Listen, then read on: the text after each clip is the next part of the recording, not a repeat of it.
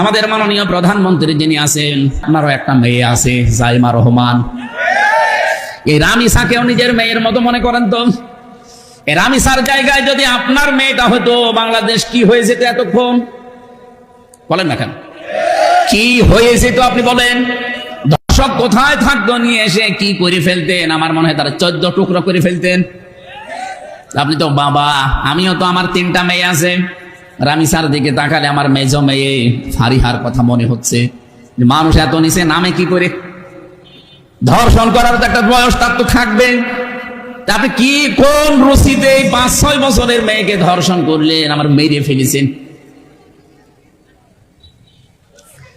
এই মানুষ নামে জানোয়ার গুলোর বিচার শুধুমাত্র এই জেল দিয়ে জরিমানা দিয়ে হবে না, এদের প্রকাশ্যে ফাঁসি দেওয়া লাগবে। আইন যদি বাংলাদেশে কায়েম হয়ে যায় সংসদে, এবার সত্যি এটা কায়েম হয়, কারা কারা আছেন এর পক্ষে দেখি? লিল্লাহে তাকবীর।